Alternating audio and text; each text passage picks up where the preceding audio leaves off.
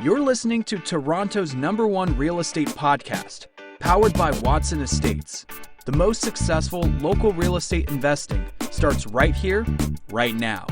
Here's your host, broker, investor, and social media influencer, Bradley Watson.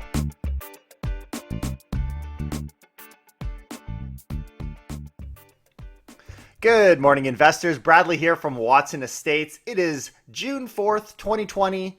It's a beautiful Thursday morning this morning, and we are here with more to keep you up to date on the latest and greatest news that's been going on here in the GTA. We are #1 on Google Podcasts for Toronto real estate, and that's all thanks to you guys. The listens continue to climb. The comments are getting more and more engaging, people asking for specific topics, and actually, one of our topics today are inspired by one of our listeners.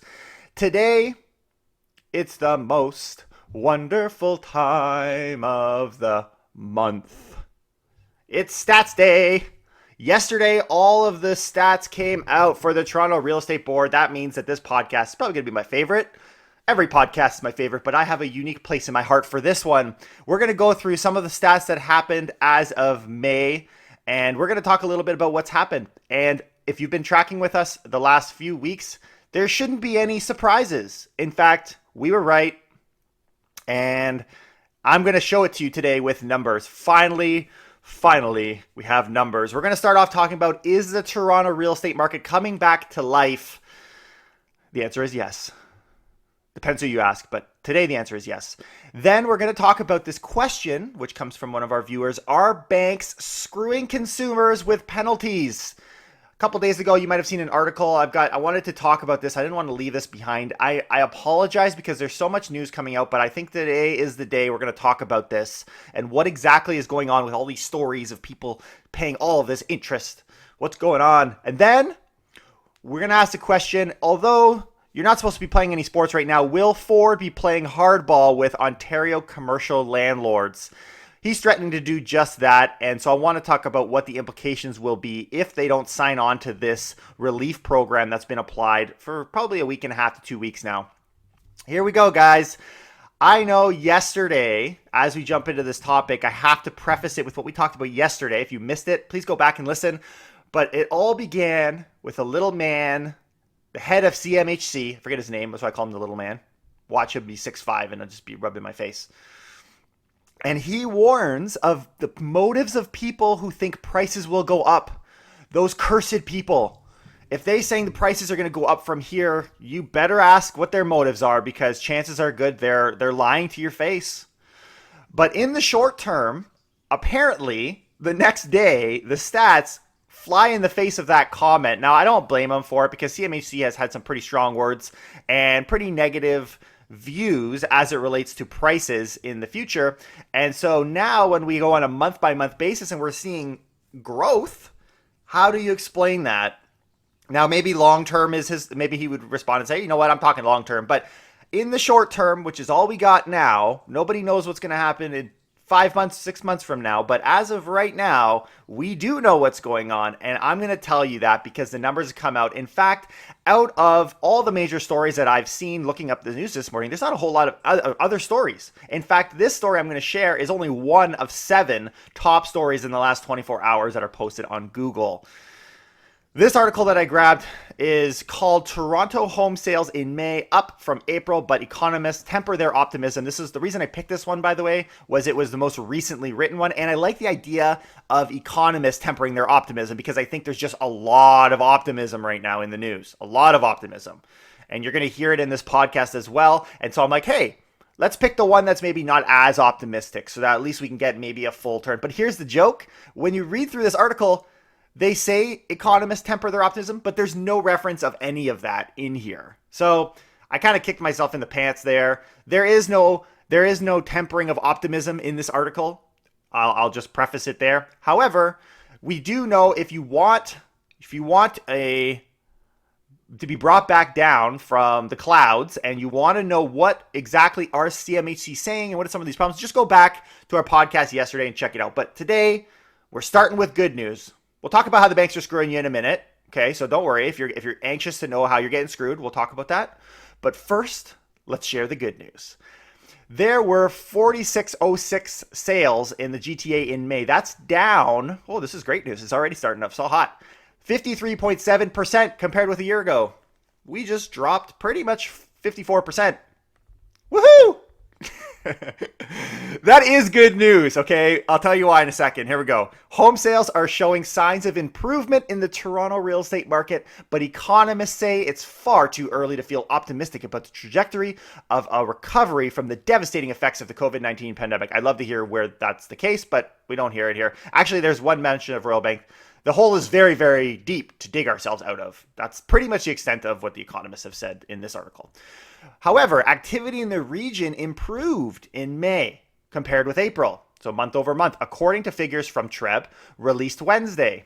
But it remained less than half of what TREB saw a year ago. Okay, so there's two stories here. There should be actually a different two stories. The two stories that they're talking about, in my opinion, are a weak story. You're saying and you know why? The reason for this is that people don't follow the market like we do. Those of you who are listening to this podcast, you are fully aware of what's going on. You have a handle on this.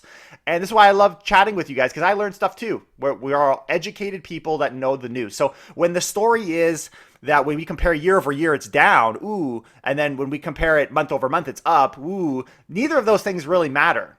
Like if we're up or down, it's irrelevant because that doesn't dictate months of inventory, which we'll talk about in a moment. Nor when we compare month over month does that mean anything because we're talking from April to May, right? And May is the highest month of the year. So of course it's going to be up. So neither of those stories tell us anything. Really, the story, in my opinion, that isn't even covered here is what happened in the first half of May and what happened in the second half of May. That's the two stories because I don't see those numbers here. Maybe they'll come up in the coming weeks, in the coming days. I don't know. I don't have those in front of me because people aren't talking about that. That should be the story because from what I experienced in the market, the first half of May was really rough. The second half of May, the last couple of weeks we've come out of have been stellar. I'm talking very stellar. And not just for me, I'm talking other people across the city that are involved in our channel. I've had messages from people in Burlington. I've had messages from people from Vaughan, all across the GTA. I mean, even outside the GTA, we've seen stuff, right? Even if you go like as far as London, they're doing really well. So we have seen showings increasing. We have seen activity picking up all in the second half of May. So when we're seeing the stats for the month, those are completely overshadowing what actually happened in this dual story. But instead, the media is going to focus on the basics and they're going to share with us what happened year over year and month over month. But let's talk about months of inventory because in my opinion, this is the real story.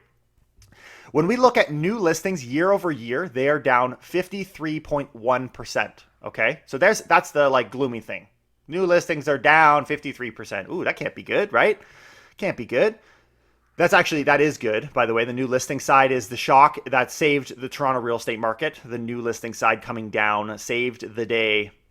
However, sales were down 53.7% compared with a year ago. Okay, wait a minute. So sales are down 54%. New listings are down 53%, kind of in that range. They're both within 1% of each other. So that's the real story because that gap has almost completely closed. Over the last 2 months before, so we were talking March to April, so pretty much mid-March to April, April to May, and now where we are is going to be determined. So really in 2.5 months, we have seen this gap go from almost a 20% spread, 15 to 20% spread, down to no spread. It's completely matched. People pulled their listings off the market. Now, the reason for that is because they're not urgently selling. There's no forced selling happening in our market currently. Now, you can make a case, maybe it'll happen down the road, but you know what else might happen down the road? We might not be alive. Life is short. Let's look at the stats today. You can start to forecast what's going to happen tomorrow, but the forecasters don't even know what's going to happen tomorrow. Everybody is speculating at this point. All we have is what's going on today, and unless an additional shock happens, we have ourselves a very strong and healthy real estate market. But you didn't hear from me because I've got bad motives. But then, if we were to look at new listings versus sales from a month, so we're talking month over month because this is some of the stats. If you wanted this story is actually more extreme. Listen to this. So new listings went up 47.5%, okay, from April to May. But at the same time, so 47.5%, at the same time, sales went up 55%. Do you see the pattern here? In 1 month, if they were even in lockstep, you would expect those numbers to be close because they were already kind of close last month. But instead, we're seeing sales increasing faster now than new listings. And again, in light of the fact that we are using the entire month of May, not the second half of May. So would it not be surprising? Would it not be interesting? Don't say this now. If next month we saw more sales than new listings, is that possible? At this pace? Yes. Yes. So I'm just going to sit over here. I'm going to shut my mouth and I'm going to watch what happens for all the naysayers. Now, are unemployment numbers up? Yes. Is our, we're tracking these things, guys. Is our GDP down? Yes. Right? Are we going to see an expiring of and potentially defaults in the mortgage side because they're just deferring until their face turns blue? Up to 20% of all mortgages? Yes.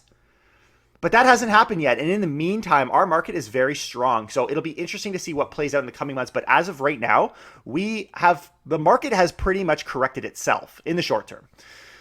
Now, when we jump over to Treb, sorry, I'm getting fired up here. Whew. Didn't even drink that much coffee.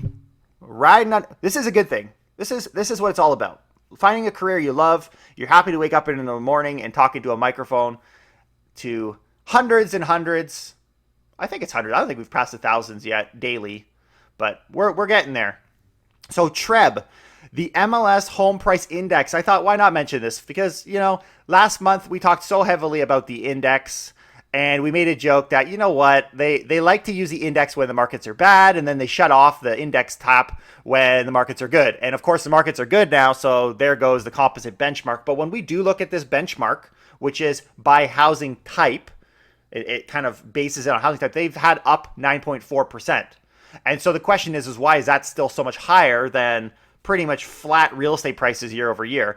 And the reason is because the difference happens with year over year growth it mentions year over year growth. That's how the benchmark works. However, the segment that they're saying out of Treb is in the city of Toronto, particularly in the detached segment, they were down by a greater annual rate of sales. So the number of sales in that area were down. And as a result, we actually have seen increasing prices in those areas because I've been playing around in that market. And ultimately, because there's less of them, you can't add that high price point to our overall prices. And therefore, the average prices are lower than the real prices, which are these composite benchmark prices. Anyways, I thought I'd mention that just to kind of show you what's been going on in that segment. But generally, our market is doing really well. So what they ended up leaning on here was realtors. So here's one from Bosley. His name's David Fleming. It's completely in line with what I expected, and I think you'll see that continue into June. So while sales figures are still down, do people care how many units are selling, or do they care about what prices are? Same here, man. I'm thinking the same thing. Like, I am not as interested. I mean, if anybody should care about the number of sales, it should be us, right? It should be us realtors. Like, you want to talk about motives. I get paid. I would, in theory, our industry would be taking a 50% haircut right now because the number of sales are down. So if anybody should want sales up, it would be realtors. Yet I don't even care about that. I mean, my business it's down a little bit, but it's not that bad. Some business, I'm sure some realtors are financially devastated right now, but all we care about right now are prices. That's what shows market stability. So if I'm looking at it, why can't you guys? I don't think we're going to see gangbuster home sales, but I do think they're certainly going to come off the bottom. April 28th, 2020, I released a podcast. It was called Welcome to Rock Bottom Prices. And as of right now, we were right. That was rock bottom prices. The trajectory is upwards in the short term. Again, in the short term, because who knows what's going to happen in the long term. It's so hard to speculate. And if you had a crystal ball, you could make those investments and you could steal the show because so many people don't know. In uncertainty is your best time to collect. And I'm going to skip through some of these other things, but here's a quote that was there that's worth noting. The buyers are back out and the sellers are getting their asking prices, in some cases more. We're seeing that as well. I noticed the change mid-month, so it'll be so interesting to see what happens next month. If you want to know the bad side, because you didn't get much bad side today on this part, as it relates to the market. If you want to know why are people so pessimistic or optimistic that the market's going to crash, then don't go any further than our podcast yesterday, because we were talking about what the CMHC had to say, the head of CMHC, and what they're looking at as why we could experience a worst case scenario. Okay. Whew. Bringing it back. But we're going to go into another topic. This was actually a topic that I skipped like a day or two ago because there's just so much stuff to share. But I got it as a question from Enoch462 on YouTube. He asked, can you do a show on new bank penalties? Apparently the big five are up to something. Would love to know more. This is the comment. I asked for more of a clarification, but I think I know what he's talking about, because there was a news that came out a couple days ago that talks about someone who was paying a mortgage penalty of $30,000. Maybe you've seen it in the news. So I pulled up this article to start us off from mortgagebrokernews.ca. It's called Anatomy of a Worst Case Scenario, the $30,000 mortgage penalty.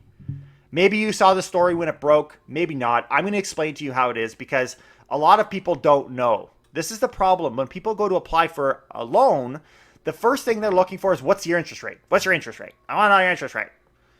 And this is why some people question why should you use a broker? Well, because an honest broker will look at the terms. Some banks, they will grab a bigger part of your mortgage beyond even the loan amount. So there was a time, and I'm guessing there's still probably banks doing this, where you'll get an 80% loan, but they will hold 100% of the current value of your property. So if you want to refinance it later when the value goes up, you're actually on the hook because they've grabbed hold of a larger chunk of that property than just the loan amount.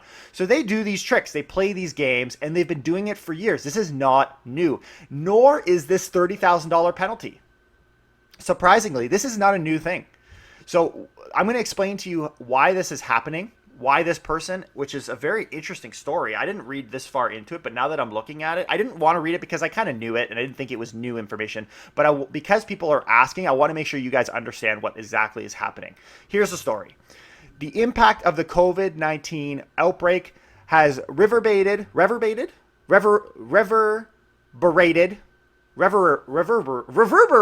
I know that word. That's reverberated. Oh, man. There we go. We got there.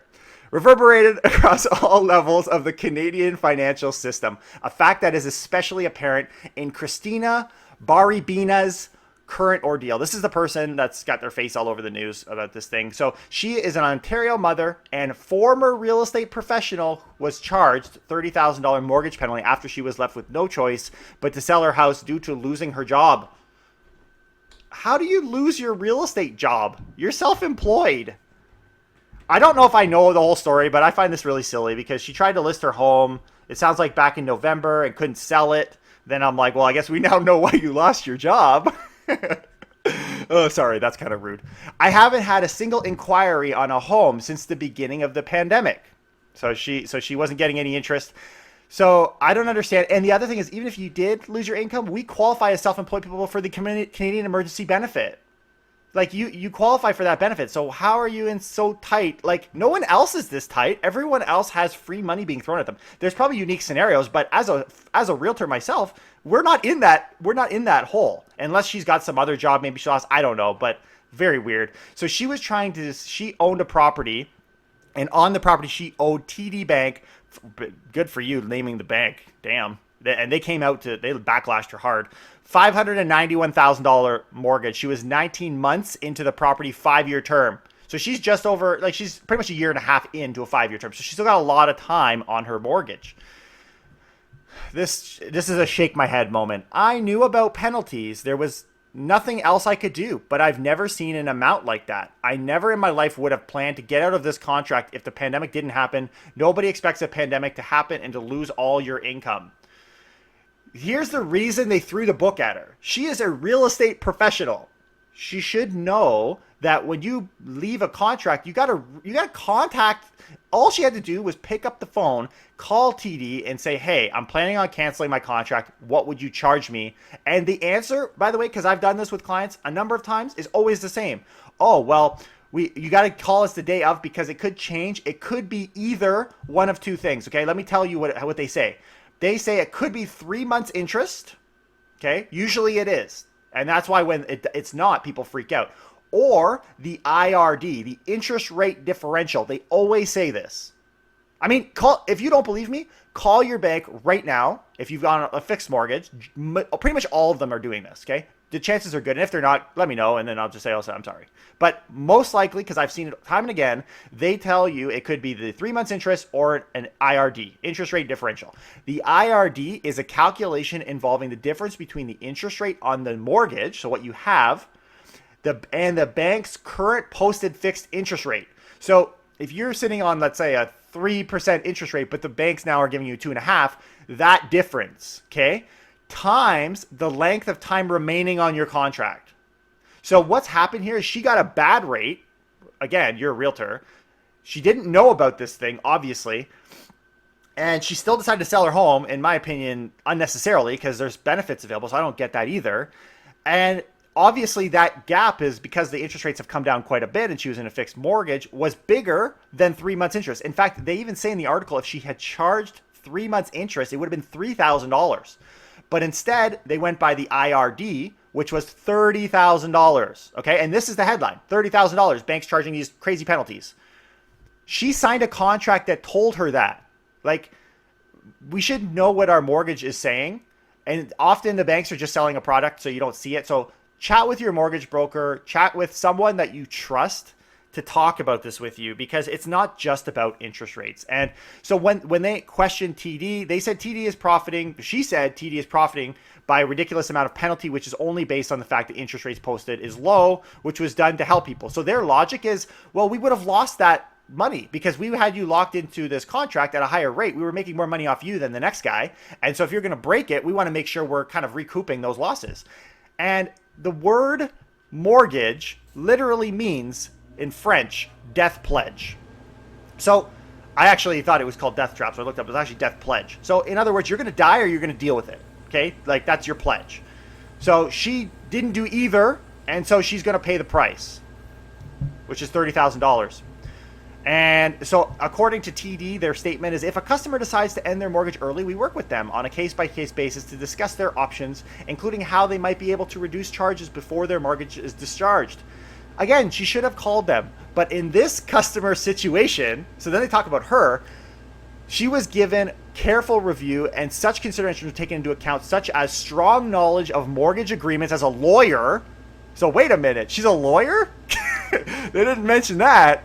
And a real estate agent.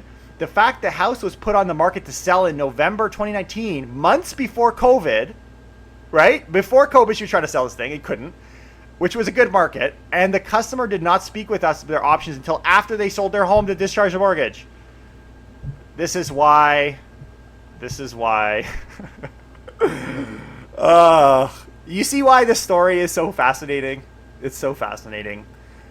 I guess not all lawyers are created equal, and not all realtors are created equal. And I'm not putting myself on a pedestal, but come on. As we're on the topic of mortgage, just to kind of close it up, we actually saw an article that came out of Better Dwelling talking about personal HELOC growth rates nearly tripling in a month. So Canadians are back to using their homes as ATMs. At least they were during the first month of the pandemic. The Office of the Superintendent of Financial Institutions, OSFI, they're kind of the regulator, filing showing the balance of loans secured by home equity reached a new high in March. And so we're seeing people tapping into their home equity, and by quite a bit. The debt secured by residential properties reached all-time high. The balance of the loans reached $309 billion, which is up 1.75 from a month before, and it represents a yearly increase of 3.24, which is twice the month before. Like, it's growing a lot, these applications for HELOCs. And so considering the abrupt nature of the pandemic, it's expected to see homeowners tap home equity, but it doesn't take away the fact that as these debt levels increase, we become more exposed and vulnerable to shock. And this is kind of the point here.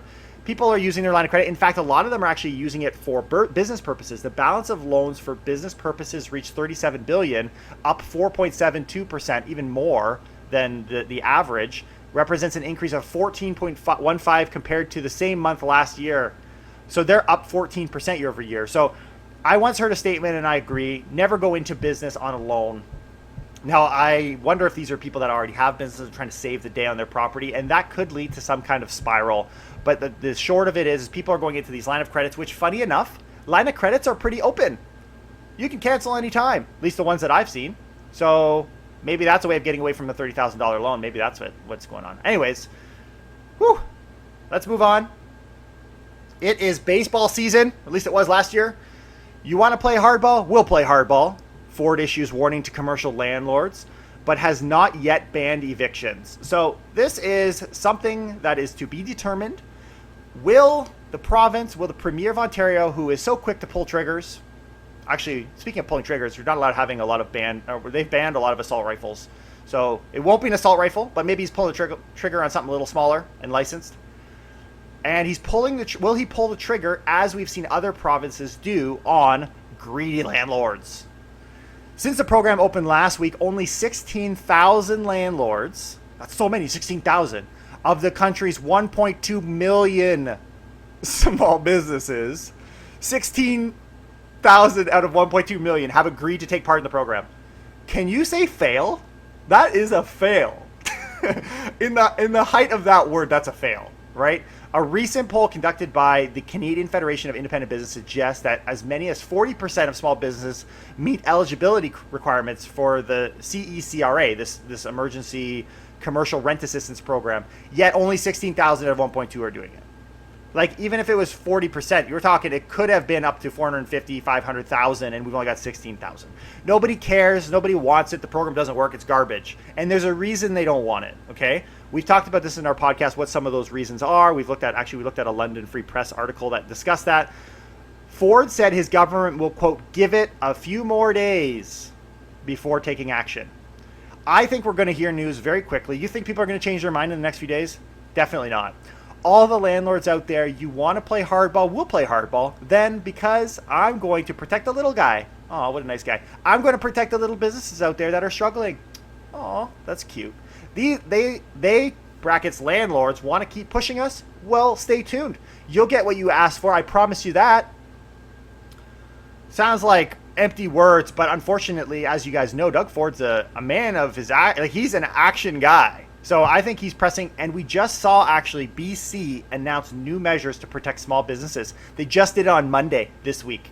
They announced that, and they did a little different actually, and I actually like their approach better than some of the eastern provinces that did it. What they've done is they said, okay, so all businesses eligible for the federal government's rent relief program whose landlords chose not to apply can be evicted for unpaid rent through June 30th. So not all, not like blanket everybody, only those who could have applied and did not. We were saying a week and a half ago, well, you're just going to have people kicking them out on the 15th, right? Like last month, why, as if these threatenings were ramping up, why not kick them out from before so you wouldn't get caught? But now you're going to get caught, because I think we're going to see something probably by mid next week. You're going to have this thing locked down here in the province of Ontario. Quote, we're listening to small businesses and have their backs. Preventing the landlords who are eligible for CECRA from evicting tenants can encourage landlords to apply for the program and give some temporary relief to businesses who have been hardest hit by the pandemic. That was a statement that came from BC, the Minister of Finance. Ford previously said he was reluctant to ban commercial evictions, saying that doing so would draw the province into costly legal action with landlords. Well, why is that any different now? Like, what really? Like, what's changed? Other than maybe pressure. I think that he's buckling under a lot of pressure, heavy notes and news articles, and the pressure coming from other provinces. When we went to apply a ban on evictions in Ontario, we were not the first mover on that. That was happening across the country, across the world. Across the world. I'm still seeing it across the world. And I get articles from all over the world. So we were just following.